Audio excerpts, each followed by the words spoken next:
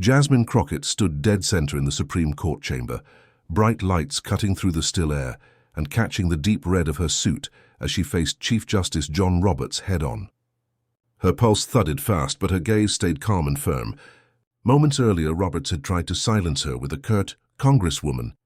"That's enough," a command that echoed against the marble and sent ripples of uneasy whispers through the crowd packed shoulder to shoulder in the gallery. Crockett gripped her notes but refused to back down. She was a first-term representative from Texas, a former prosecutor, a civil rights lawyer who had lived and breathed the meaning of equal protection, and this was her chance to show that authority could still tremble before truth. She took one step forward and said in a clear, deliberate voice, "With all due respect, Mr. Chief Justice, the Constitution does not give you permission to silence an elected representative who is speaking about voting rights." The room froze. Cameras clicked. Even the court reporters paused their typing. Roberts's expression stiffened, as though he hadn't expected such an open challenge inside his own chamber. This was no ordinary hearing anymore. It had become a battle over the boundaries of power itself. The hall glowed with formal light.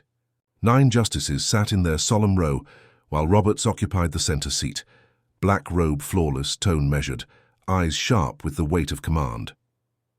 The clerk announced, "The Honorable Court recognizes Congresswoman Jasmine Crockett, appearing as friend of the court," and Roberts nodded slightly, his voice carrying authority and a trace of warning as he said, "Representative Crockett from Texas's 30th District, you have 10 minutes. But those 10 minutes would reshape the way America thought about voting rights." Jasmine walked to the podium with steady steps, her red suit blazing against the oak panels. At 42, she had already earned a reputation for fearlessness. "Thank you, Mr. Chief Justice, and may it please the court," she began, her low voice echoing clearly. "I stand here today not only as a congresswoman, but as someone who has witnessed the destruction of voting rights tear the voices out of communities across Texas and this nation." Her eyes met each, justices in turn. "The question before you is not a matter of technical procedure. It is whether we still believe that all Americans deserve equal access to cast their ballots." Roberts shifted slightly, perhaps remembering that the case, Williams v. Texas Election Commission, had been meant to pass quietly, a simple review of voter ID regulations. But Crockett's arrival had drawn the nation's attention, filling the gallery with journalists and civil rights advocates. She pointed toward the framed copy of the Constitution hanging in the chamber. "When this court gutted the Voting Rights Act in Shelby County, we were told protections remained. Yet here we are, 10 years later, facing the very suppression that act was written to prevent." Roberts inhaled sharply, realizing she had invoked the most controversial opinion of his tenure. Justice Kagan's glance toward him said everything. Justice Jackson leaned forward, attentive. Justice Thomas stayed stone still. "The Texas law in front of you today," Crockett pressed on, "creates barriers that fall hardest on Black and Latino voters. 23% of Black Texans lack the ID this law demands, compared to less than 5% of white Texans. That is not neutral regulation. That is a modern poll tax," the audience murmured. The tension rising until Roberts interrupted, clipped and formal. "Please confine yourself to the legal question before the court." Crockett nodded but did not yield. "Mr. Chief Justice, the legal question is whether this law violates the 14th and 15th Amendments, and those numbers are the evidence." Her tone sharpened.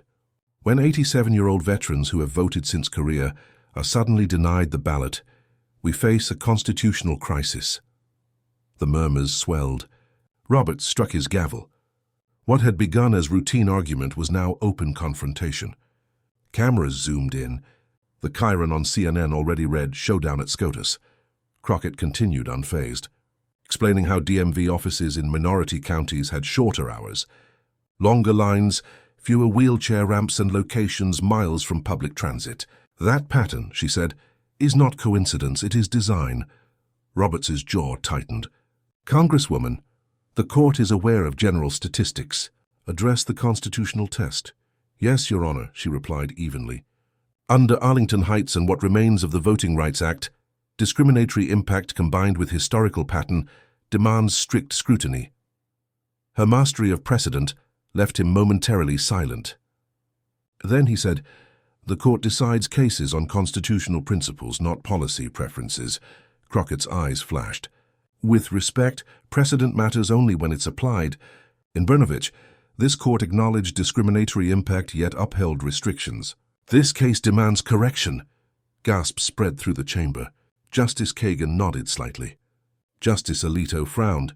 Roberts tried again. Please avoid emotional appeals. That phrase was the spark Crockett needed. Mr. Chief Justice, she said firmly, the Constitution was not written for theory. It was written for real Americans like Mary Wilson, 84, who was denied her ballot because her baptismal certificate used a different middle initial than her Social Security card. Or James Fuentes, a disabled veteran told to drive 50 miles to an inaccessible DMV. When the 15th Amendment says the right to vote shall not be denied on account of race, it leaves no footnote for inconvenience. The gallery stirred. Justice Jackson raised her brows. Even Justice Thomas whispered to Alito. Roberts warned, "This is a legal proceeding. Maintain decorum." "Decorum, Mr. Chief Justice," Crockett replied softly, "includes recognizing the human cost of constitutional violations." Then she turned slightly toward Justice Barrett. "Justice Barrett, in your confirmation hearing, you called voting a fundamental guarantee. How can a law that blocks thousands from voting survive that promise?" Roberts snapped, "Address the court as a whole, not individual justices." The tension was electric. "Apologies, Your Honor," she said, pivoting without missing a beat. "Then let me ask the whole court, how can any law that bars thousands of eligible voters possibly survive review under the 14th and 15th Amendments?"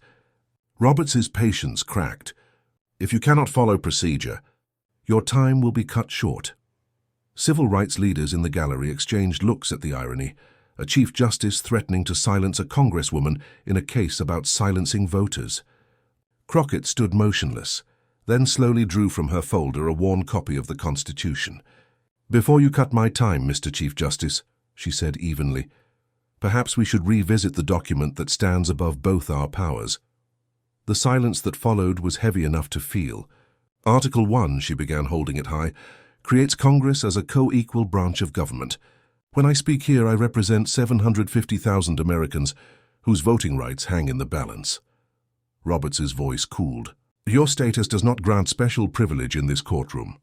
"No," Crockett answered, "but it gives me a constitutional duty to speak for them when their rights are threatened. The founders created 3 branches to prevent one from silencing another." The crowd rustled.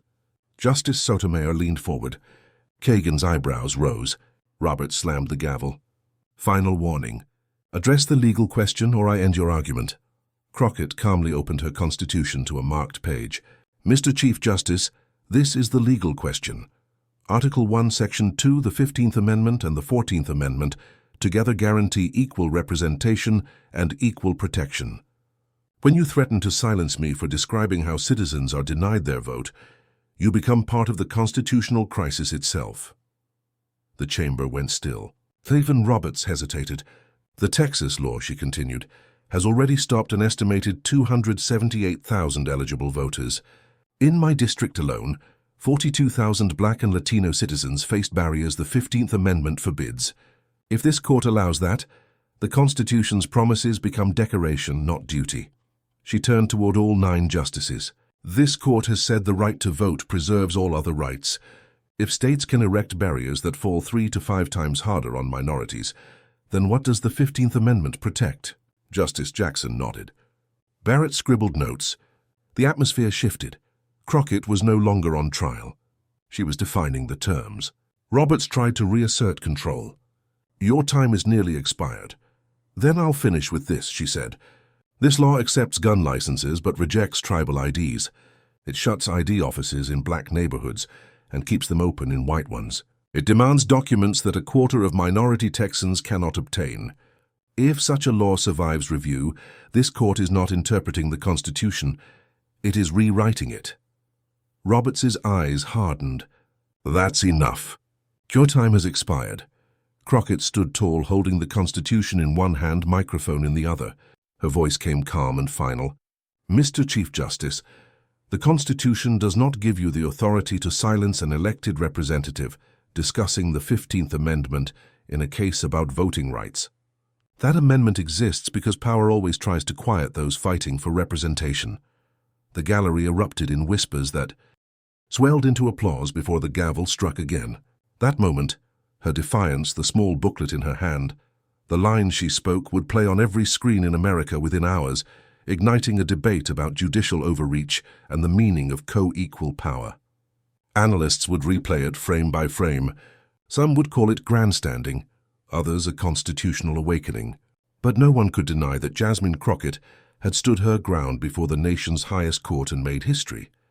And if you found this deep dive into the historic confrontation between Jasmine Crockett and Chief Justice Roberts enlightening, don't forget to like this video, subscribe to our channel, and share your thoughts below.